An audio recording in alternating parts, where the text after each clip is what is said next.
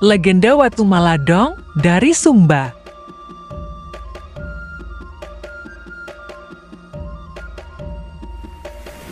Halo, kali ini kita akan menikmati cerita Legenda Watu Maladong dari Sumba. Oh iya, di dalam cerita ini mengandung banyak nilai-nilai positif yang bisa diterapkan dalam kehidupan sehari-hari.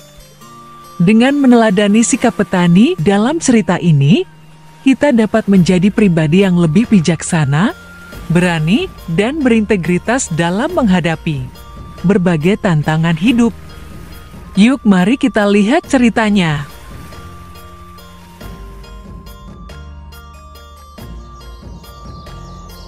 Pada suatu zaman, hidup seorang petani yang tinggal sendirian di Pulau Sumba. Petani tersebut sangatlah rajin merawat kebunnya, sehingga kebun itu tumbuh dengan subur.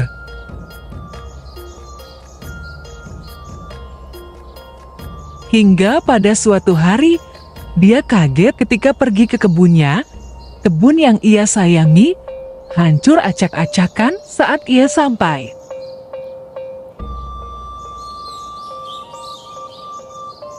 Meski dia merasa sangat sedih dan terkejut, ia mencoba tegar untuk mengetahui siapa yang menghancurkan kebunnya.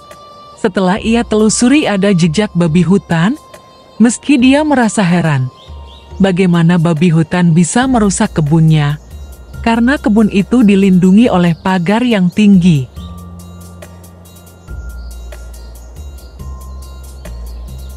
Sesudah kejadian itu, rupanya sang petani masih memiliki rasa marah dan kesal.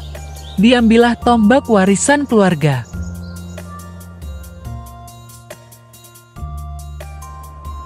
Lalu, ia mengintai kebunnya untuk menemukan sang pelaku, namun tanpa diketahui petani bahwa tombak itu memiliki kesaktian yang sangat dahsyat, sampai memecah langit menjadi petir.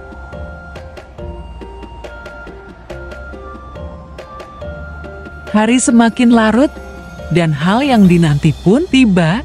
Sekawanan babi hutan mulai mendekati perkebunan milik petani. Mereka mulai melompat dan memporak-porandakan kebun petani.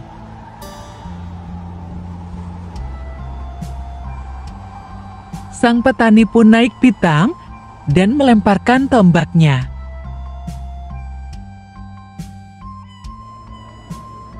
Tombak itu pun melesat, mengenai perut salah satu babi hutan. Babi hutan itu pun kabur.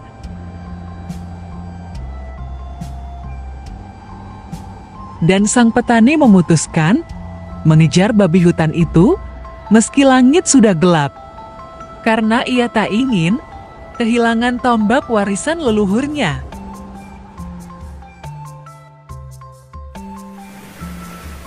Saat menyusuri jejak babi hutan yang kabur, petani terus menerobos hutan sampai di tepi pantai. Peristiwa aneh terjadi karena para babi hutan jejaknya hilang. Ada dua kemungkinan, yakni para babi hutan itu terbang meninggalkan pantai atau justru berenang menyeberang ke pulau. Walau keduanya hal yang tak mungkin, karena kalau berenang, satu di antara babi hutan itu terluka parah.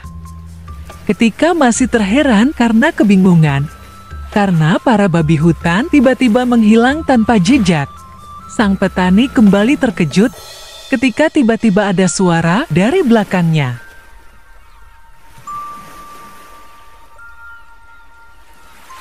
Dan yang lebih mengejutkan lagi, suara itu dari seekor siluman penyu yang sangat besar.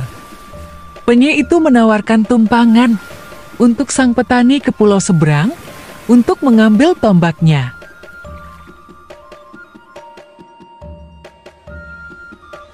Akhirnya, sang petani menerima tawaran tersebut, meski awalnya takut pada siluman penyu, karena ia lebih takut kehilangan tombak itu.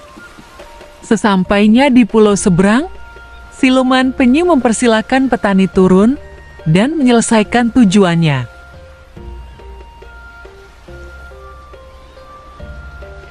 Jika nanti memerlukan bantuan lagi untuk pulang, petani tinggal naik ke atas pohon kelapa dan memanggil siluman penyu sekencang-kencangnya, ia akan datang. Maka berpisahlah mereka setelah petani mengucapkan terima kasih.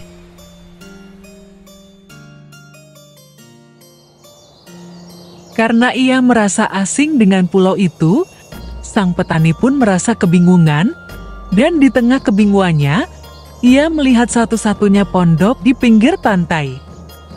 Akhirnya, dia memutuskan pergi ke pondok itu untuk bertanya, apakah orang yang di dalamnya tahu kalau ada sekelompok babi hutan singgah ke pulau ini.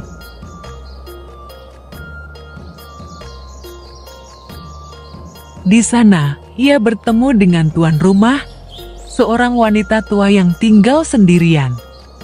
Benar saja, nenek itu mengetahui jika babi hutan yang dicari sang petani memang berasal dari pulau ini.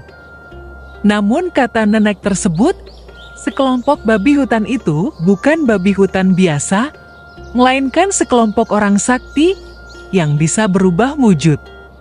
Mereka sering ke pulau seberang untuk mencuri, dan yang lebih berbahaya, kelompok tersebut merupakan orang yang sakti dan berkuasa atas pulau ini. Si nenek sempat memperingatkan sang petani, namun karena tekad petani sudah bulat, dia tetap ingin mendapatkan kembali tombaknya.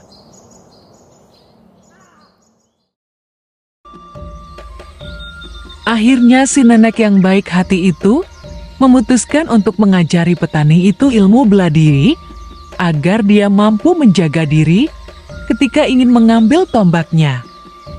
Waktu berlalu, hari-hari latihan telah petani lalui. Dengan ilmu silat dasar, ia memantapkan diri untuk berangkat dan mengambil tombaknya kembali.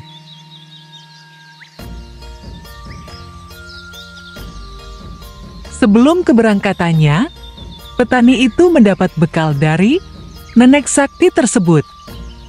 Bekal tersebut adalah ramuan sakti yang dapat menyembuhkan segala penyakit. Setelah memberi ramuan itu, sang nenek juga memberi petuah kepada petani bahwasanya petani itu harus meminta imbalan selain tombaknya, ia juga harus meminta watu maladong. Karena menurut si nenek, watu maladong lebih baik jika dimiliki orang jujur seperti petani. Setelah mendapat bekal dari nenek sakti, sang petani berangkat menuju desa tempat para kelompok babi hutan jadi-jadian itu.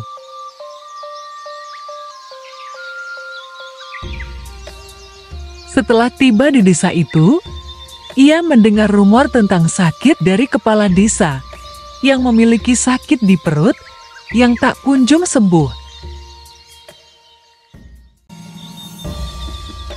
Setelah mendengar rumor itu, sang petani langsung bergegas menemui kepala desa, karena ia meyakini bahwa kepala desa merupakan salah satu dari babi hutan yang menyerang kebunnya.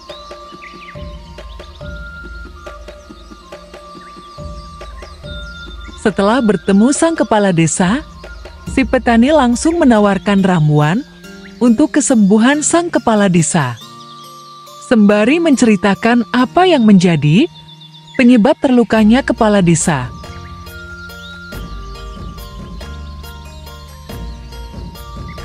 Sang kepala desa tentu terkejut dengan penjelasan sang petani, karena ia mampu mengetahui penyebab sakitnya, dan si petani dianggap sakti.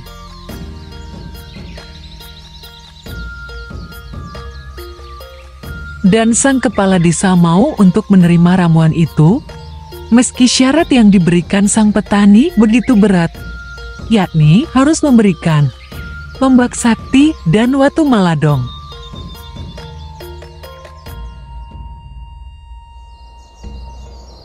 Keajaiban terjadi, luka kepala desa langsung sembuh setelah diobati dengan ramuan itu.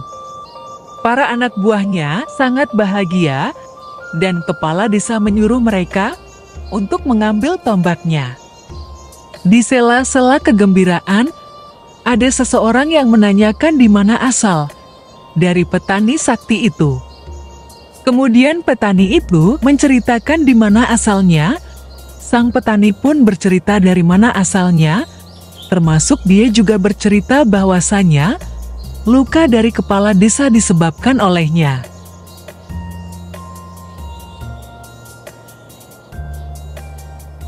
Setelah mengetahui kebenaran itu, tentu membuat kepala desa murka karena merasa dibodohi. Sang kepala desa mengajak adu sakti dengan si petani itu untuk memenangkan Watu Maladong. Karena sejatinya sang kepala desa tidak ingin memberikan Watu Maladong kepada orang yang membodohinya, tetapi janji sakral tak boleh diingkari. Petani itu merasa takut karena tahu kesaktian kepala desa yang mampu berubah wujud. Sebenarnya petani itu enggan menerima tantangan itu.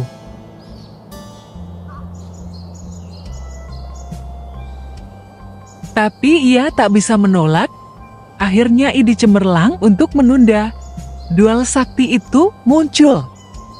Sang petani menawarkan untuk menunda duel, dan apabila ia tak datang dalam duel yang sudah ditentukan, anggap saja ia kalah, dan Watu Maladong tetap menjadi milik kepala desa.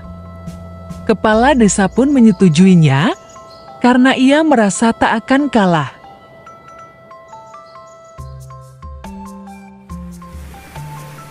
Sang petani pun kembali ke pondok milik sang nenek dan menceritakan kejadiannya itu, dan ia juga bercerita bahwa ia ingin kembali saja karena takut dan tombaknya telah kembali. Mendengar hal itu, sang nenek tentu sedih dan kecewa dengan si petani. Sang nenek pun menceritakan kebenaran di balik tombak sakti milik petani, bahwa sebenarnya tombak itu bernama Numburanggata dan mampu membelah langit untuk melancarkan serangan petir. Mendengar hal itu, tentu kagetlah sang petani dan ia meminta saran dari sang nenek untuk dapat menguasai dan membawa kembali Watu Maladong. Si nenek menyarankan si petani untuk bermeditasi dan kembali mengasah ilmu silatnya.